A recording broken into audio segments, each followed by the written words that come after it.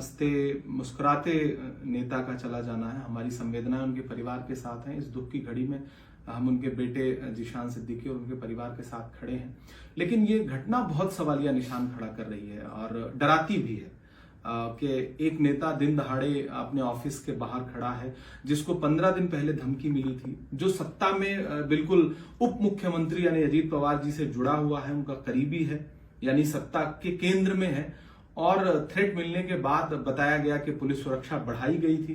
Police सुरक्षा बढ़ने के बावजूद इस तरह से हत्यारे आए, रेकी करें, मार दें, तो इंटेलिजेंस कहां है, कानून व्यवस्था कहां है, पुलिस प्रशासन कहां है? अब आप जांच करने और बाकी चीजों की दुहाई देते रहिए, लेकिन जिसको जाना था वो तो चला गया।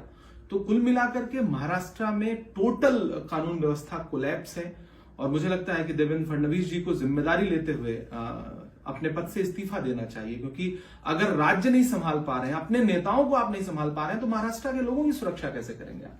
सर, आखिरी महत्वपूर्ण सवाल आपसे पूछना चाहूंगा कि किस तरीके से आप लॉ एंड ऑर्डर पे तो बात कर ही रहे हैं, लेकिन कितना जो है चौंकाने वाली घटना लगती है कि सुरक्षा बढ़ाई जाती है, थ्रेट मिलता है, उसके बावजूद ऐसी घटना हो रही है।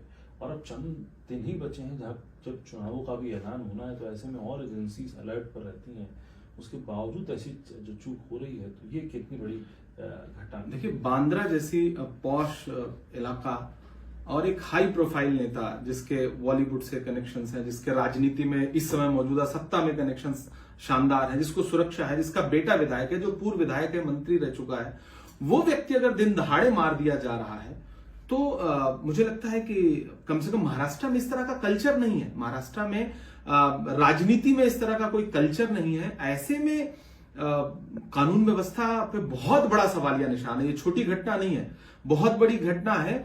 और मुझे लगता है कि ये इसी घटना के साथ महाराष्ट्र के चुनाव का आगाज भी सरकार करवा रही है। मतलब बहुत बड़ा सवालिया निशान है ये। मैं खुद बहुत हैरत में हूं। बाबा सिद्दीकी साहब को व्यक्तिगत तौर पे मैं जानता रहा हूं, उनके बेटे को व्यक्तिगत तौर पे जानता हूं, इसलिए मैं ये कहूंगा कि एक व्यक्तिगत लॉस भी है मेरा। लेकिन अगर मुंबई जैसे शहर में इतना हाई प्रोफाइल व्यक्ति पुलिस सुरक्षा में सुरक्षित नहीं है, तो फिर मुंबई का आम नागरिक, महाराष्ट्र का आम नागरिक कहां सुरक्षा है?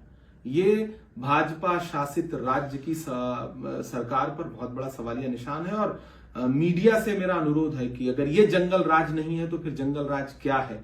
क्या सिर्फ भाजपा शासित गैर राज्य जो हैं, जहां भाजपा की सरकारें नहीं हैं, वहां की घटनाएं ही जंगल राज में आती हैं? क्या भाजपा शासित राज्यों की घटनाएं जंगल राज में नहीं आती? जिस तरह से गाड़ी पे ताबड़तोड़ फायरिंग की गई है और हॉस्पिटल पहुंचते पहुंचते जो हम लोगों के पास इनपुट है कि बॉडी ने रिएक्ट करना बंद कर दिया था, इतनी बड़ी घटना पे सरकार क्या कहेगी, क्या मानेगी? क्या कानून व्यवस्था पूरी तरह से फेल नहीं है?